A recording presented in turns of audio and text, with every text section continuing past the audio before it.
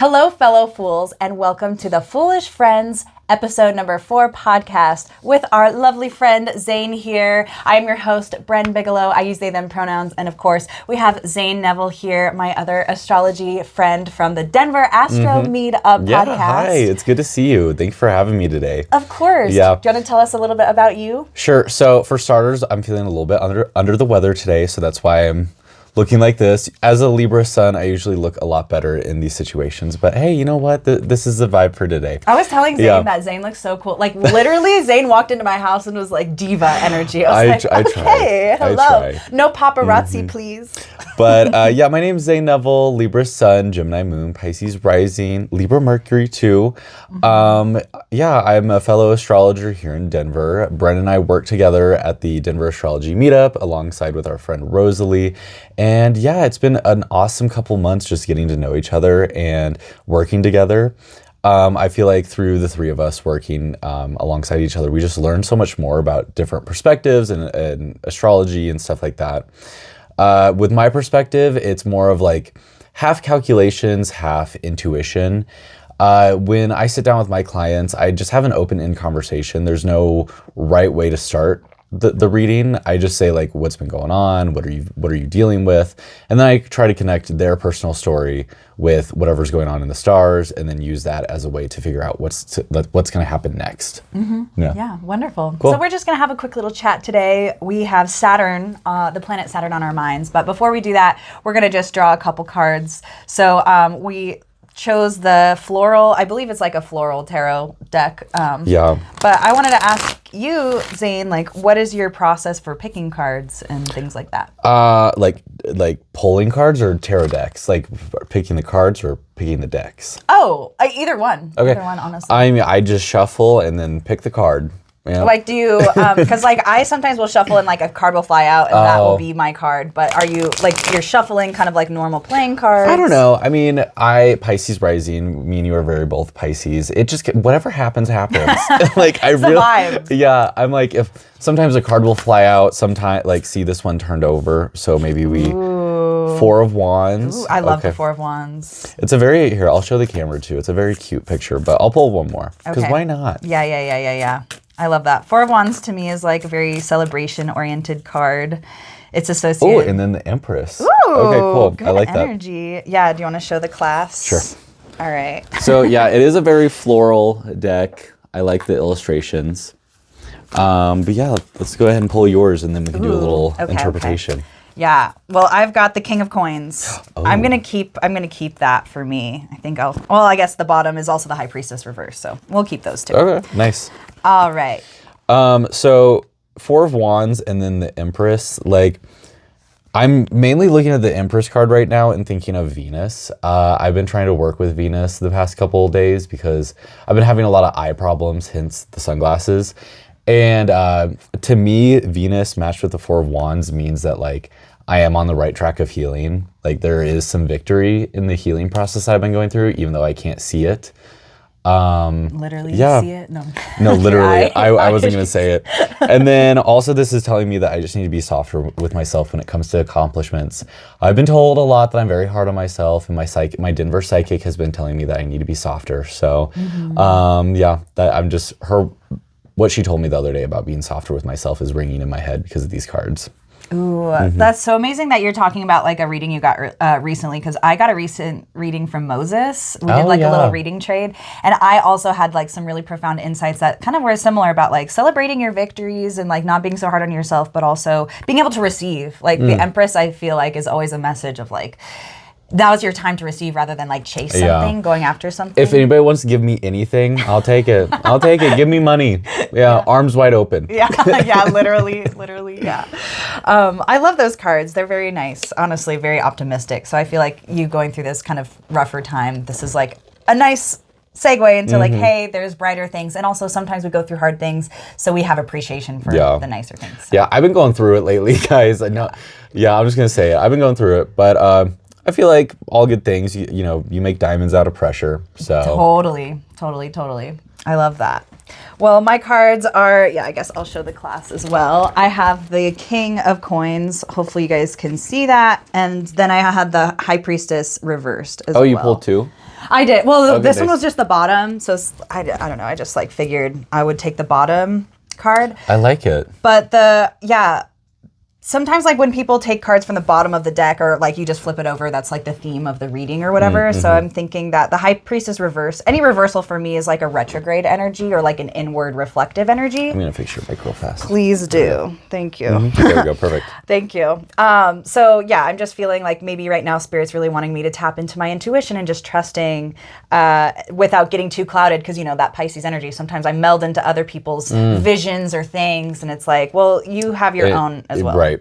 Yeah, like feeling and seeing other people's things and it's like assuming it's yours, kind of. You can't really understand where things are coming from. That's been my issue like forever, but like, yeah, really exactly what you just said. Like, what is mine? What is theirs? What do I need to take accountability for? What do I need to leave alone because that's not for me to deal with? Yeah, and getting to know you over the past couple months, you are a very intuitive person. So like the reversal makes me wonder like if universe is asking you to visit that intuition with like new perspective, like kind of seeing things outside of the box. Yes. And you know, I love that you said that because also reversals, I think of actually the Hanged Man because it's about seeing things from a different perspective. Right. So I love that you said that. And Hanged Man is associated with Neptune, which is nice. Pisces, you know. So we're very Piscean energy today, which is great. And then the King of Coins, I mean, I love King of Coins. That's about being like the ruler of your material reality, your values, things like that. So I definitely feel like I was just talking to you too about like how it's been really hard for me to work for myself the last year and a half, you know, like really committing and taking that leap of faith, like, hey, I'm going to be able to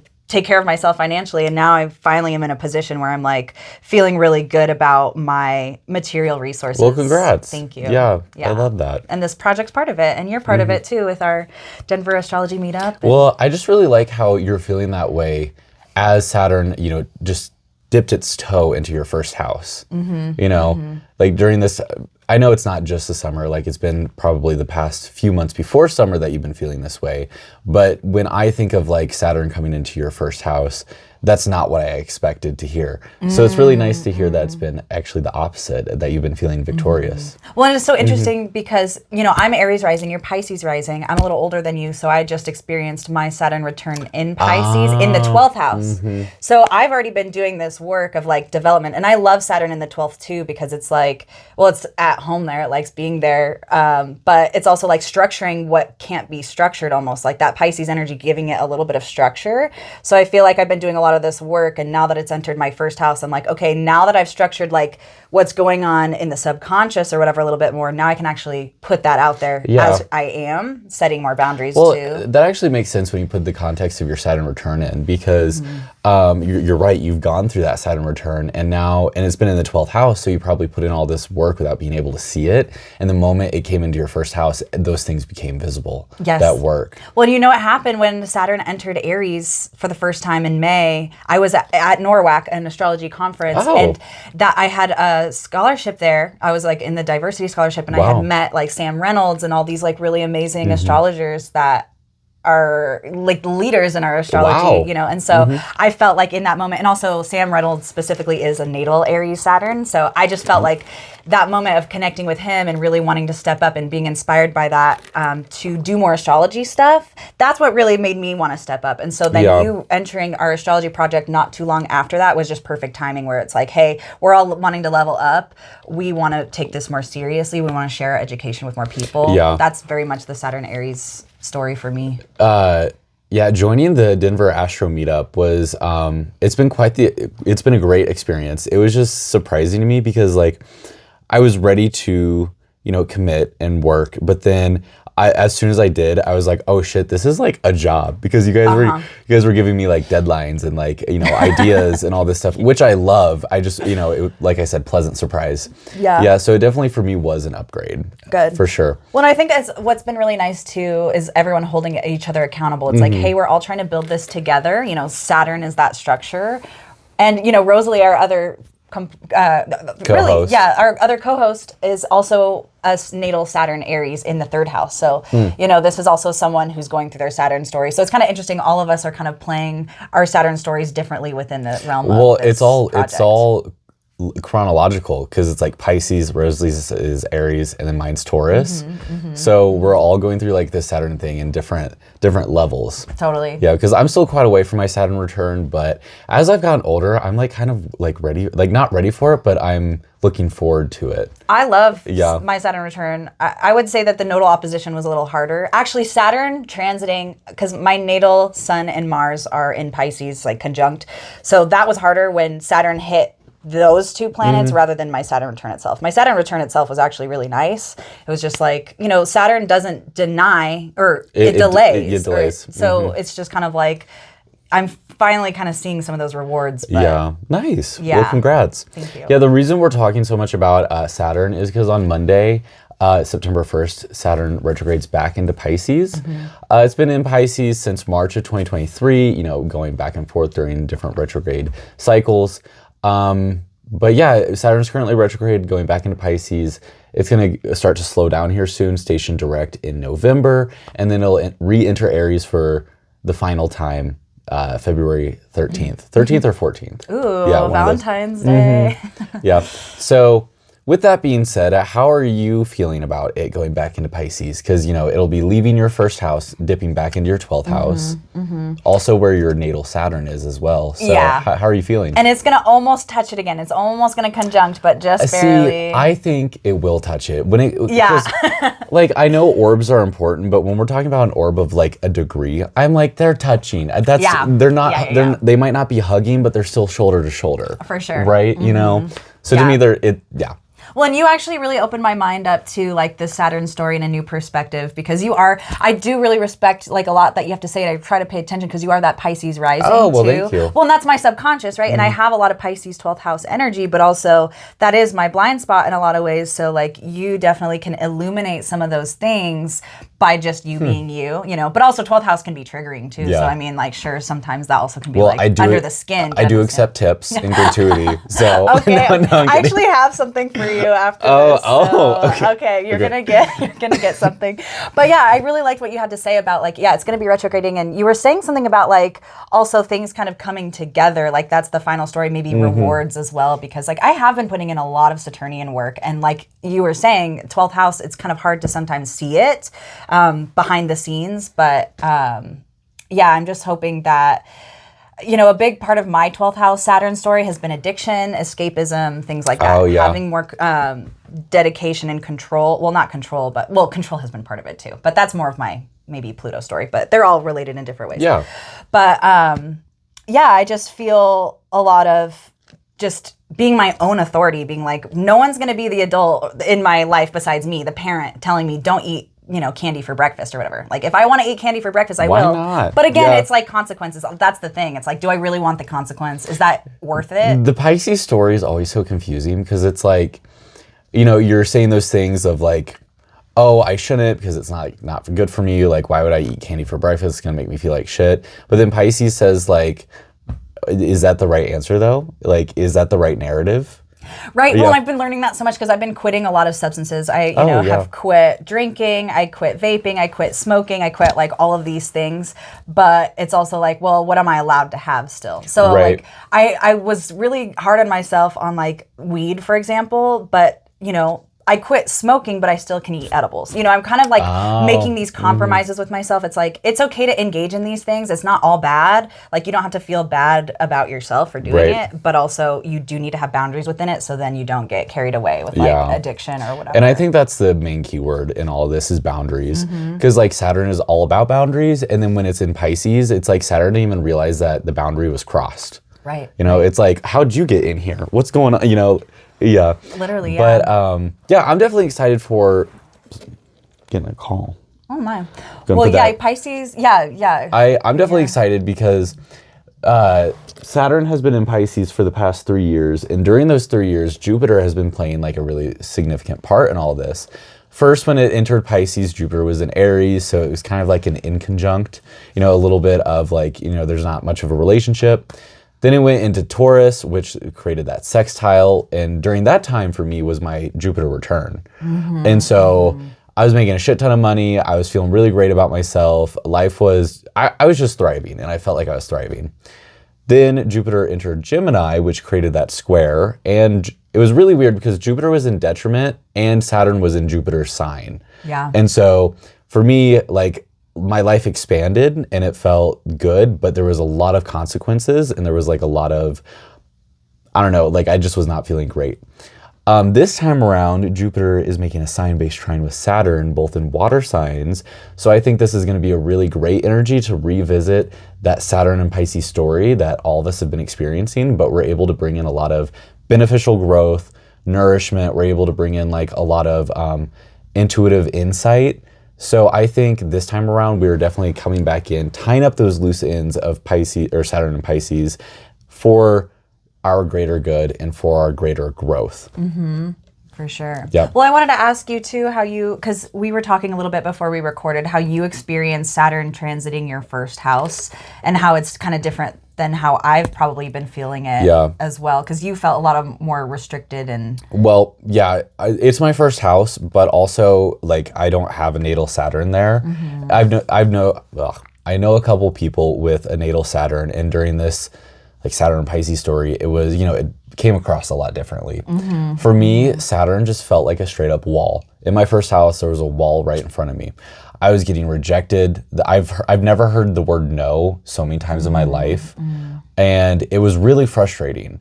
While Jupiter was in Gemini, the wall made me get in my head. I got really depressed. I started thinking, I was like, why can I not connect with people? Why am I having so much trouble in anywhere I go?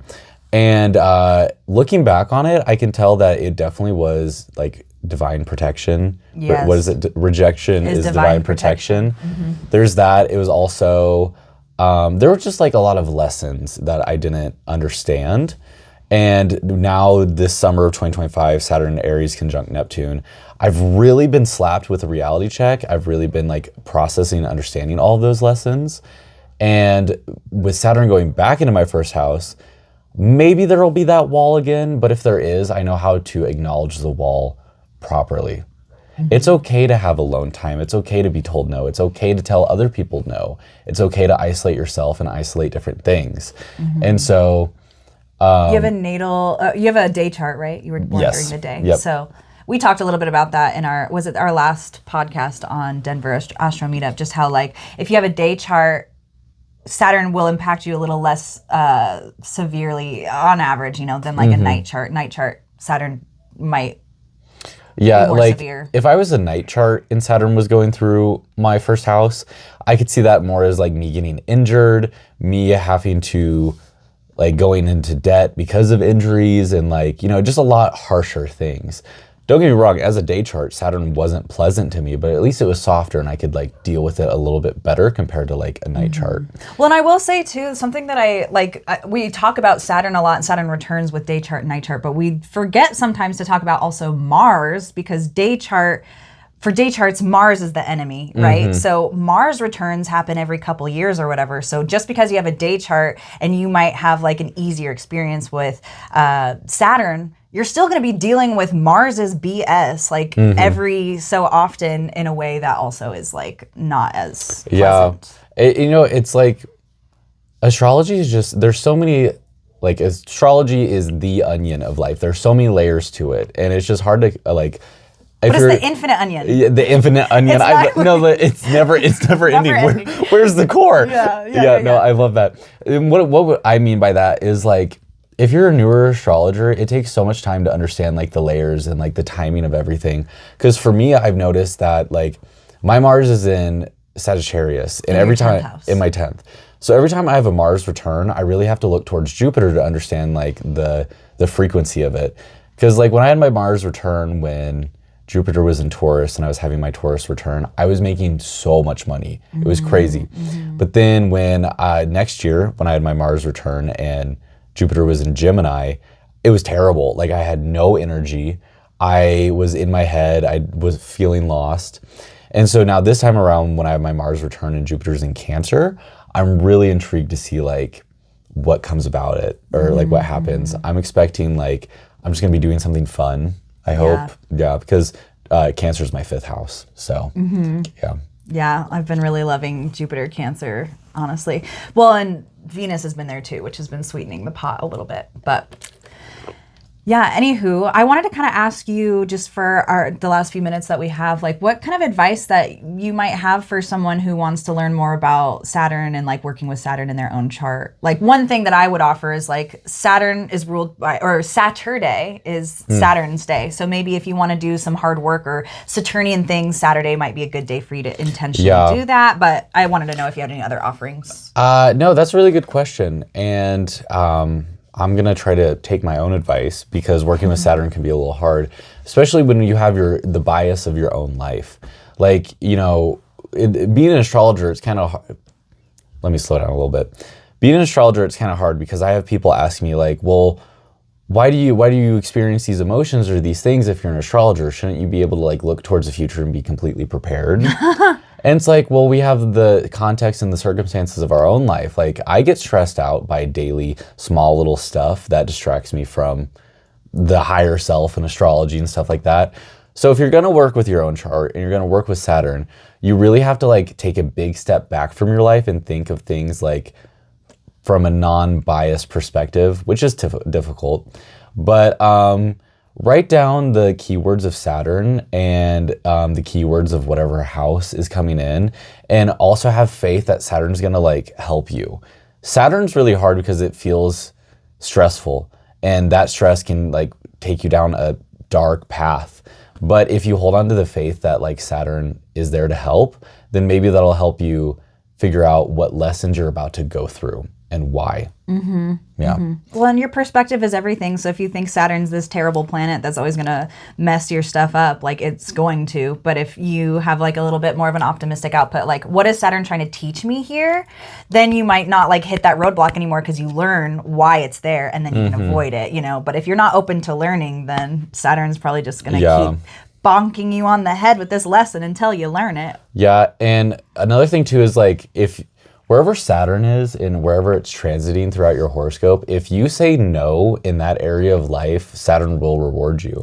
Because like, for example, me, I've noticed when Saturn was in Pisces the past 3 years, anytime I said like no to myself, especially when it came to spending money or like spending time in certain places, it did me well. I love that idea. So like if you have Saturn transiting, like let's say you have a Virgo rising and Saturn's about to retrograde back into your 7th house. If you start saying no to like relationships, partners, and like just your closer circle in order to spend more time on like yourself or more time on specific people, you'll probably get rewarded. You know? I love that because that's my 12th house story for sure. Like Saturn in my 12th, saying no to drugs, saying no to escapism tendencies. That's what leads to the most reward. And also, I'm always talking about this, but you can't have one house without the sibling house. So I definitely see the 12th house and the 6th house so interlinked because if my mental health, my 12th house isn't good, if I'm not having boundaries there, it's going to impact my health, my 6th house things, my, you know, like things, my work even sometimes. So it's like saying like no, putting patience and time and refinery in that house that Saturn is in, I think will then boost and bolder the opposite house.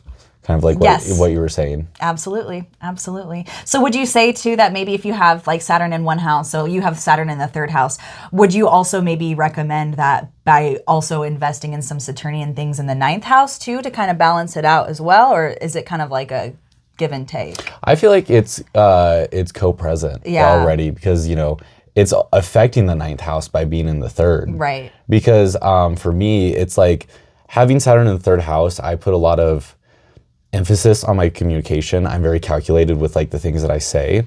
And because of that, I really have to hone in on my 9th house, like larger beliefs and like learn how to articulate those beliefs in normal, small conversation, if that makes sense. Totally. Yeah. Totally. Well, thank you so much for your insight, Zane. Of course. Thank you. How do you feel, with all these cards and then talking about things again? I feel a little bit more prepared. I have been really stressed out this past week, and it wasn't until you just told me that it's Monday that Saturn is going into Pisces that I kind of realized how soon it is.